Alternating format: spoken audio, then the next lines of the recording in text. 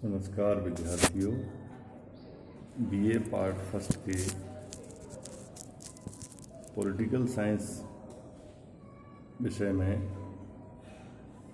हमने पिछले व्याख्यानों में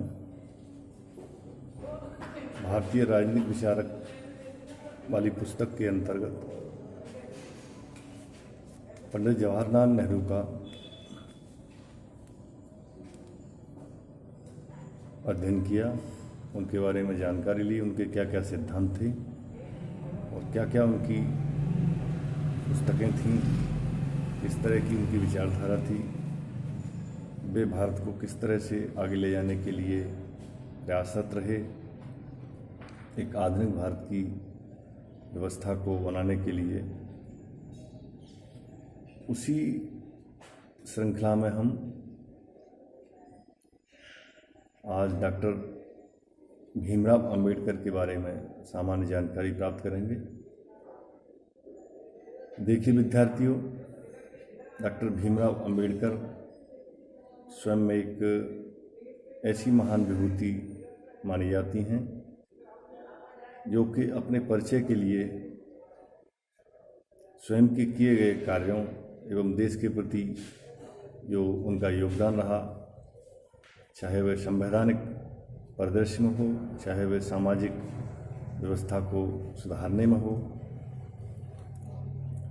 चाहे वह किसी भी तरीके से एक ऐसी व्यवस्था को भारत में लाने का प्रयास जिसमें कि एक ऐसा विश्व के परिवेश में भारत का मुखौटा हो, भारत का एक ऐसा चरित्र हो जो अपने आप में समेकित रूप से सभी को समान दृष्टि से देखने वाला हो। अंबेडकर उच्च शिक्षा के लिए न्यूयॉर्क गए थे। 1912 में स्नातक की परीक्षा उत्तीर्ण की। इनका जन्म 14 अप्रैल 1891 को महू छावनी में हुआ। इनका जो परिवार था वो पूरी तरह से धार्मिक वातावरण से ओतप्रोत था। छुआछूत की भावना तथा प्रचलन के कारण अंबेडकर बड़ौदा में उच्च पद पर कार्यरत होने के बावजूद दिन प्रतिदिन समस्याओं से ग्रस्त रहे। जनवरी 1920 में कोल्हापुर के महाराजा की वित्तीय सहायता से अंबेडकर ने मूक नायक का प्रकाशन प्रारंभ किया, जिसमें छुआछूत की समस्याओं को स्पष्ट करने का प्रयास किया। अप्रैल 1923 में बम्बई में वकालत की। दलित वर्ग की समस्याओं पर लोगों को संगठित करने। 1924 को बहिष्कृत हितकारिणी सभा की स्थापना। विधान परिषद के सदस्य के रूप में दलितोद्धार के बारे में जो प्रयत्न किए। 1936 में independence labour party of India की स्थापना, जो अपने आप में एक विशेष स्थान रखती है। नवंबर 1946 में संविधान सभा के लिए बंगाल से चुने गए। अगस्त 1947 में संविधान सभा की प्रारूप समिति का सभापति उन्हें मनोनीत किया गया। 15 अगस्त 1947 को अंतरिम सरकार में वे कानून मंत्री बनाए गए।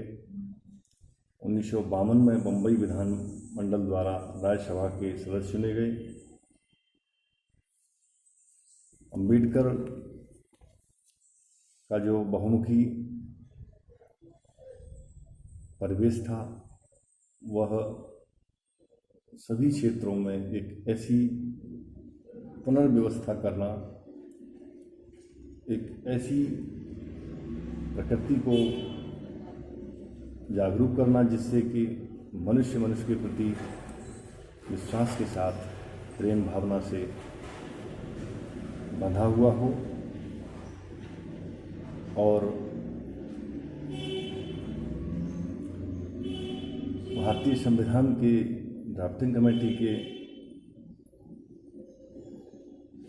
अध्यक्ष बनाने के जो उनके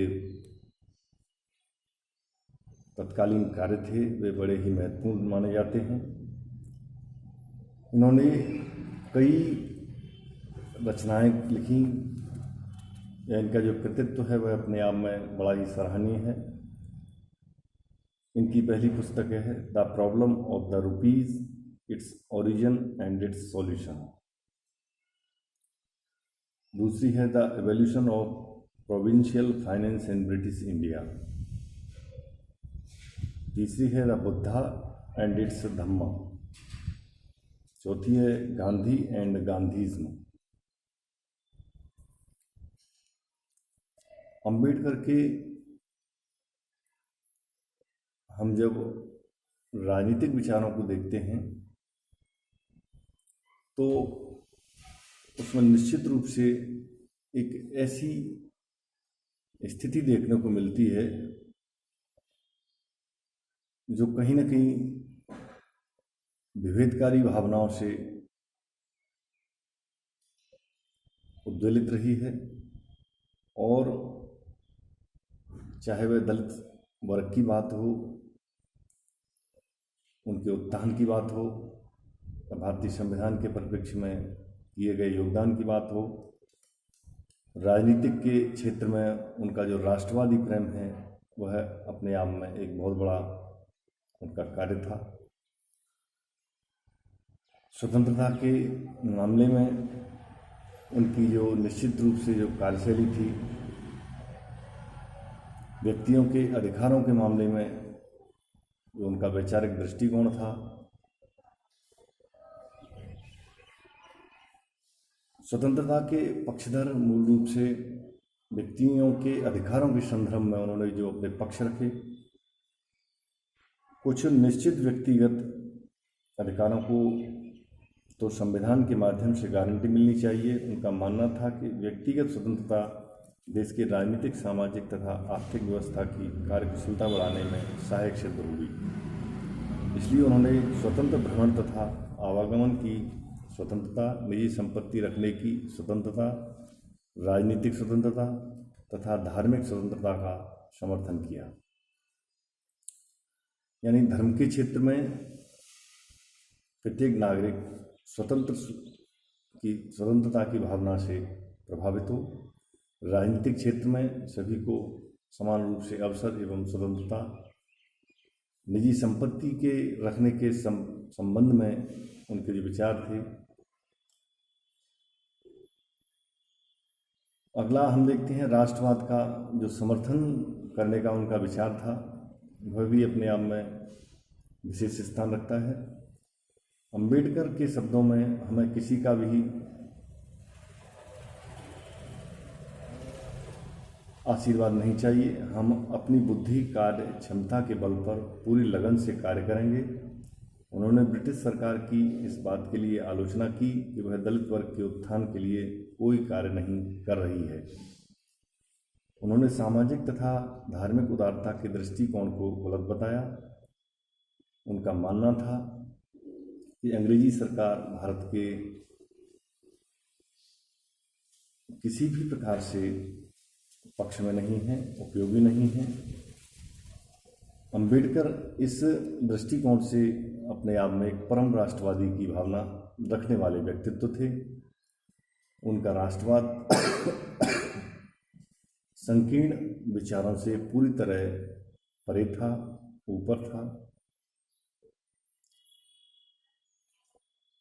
अगला है राज्य संबंधी वैचारिक दृष्टिकोण। अंबेडकर ने राज्य को मानव निर्मित संस्था माना। वे राज्य को जनता के कल्याण में वृद्धि करने वाली संस्था मानते थे, किंतु उसके सर्वशक्तिमान स्वरूप का विरोध करते थे, और वे चाहते थे कि राज्य दलित, पीड़ित तथा निस्सहाय व्यक्तियों के कल्याण को प्राथमिकता देते हुए कार्य करे। राज्य के सभी लोगों के विकास के लिए आवश्यक है कि राज्य के जो नागरिक हैं वो जो नियम एवं कानूनों के प्रति जो आज्ञा पालन की भावना है उसको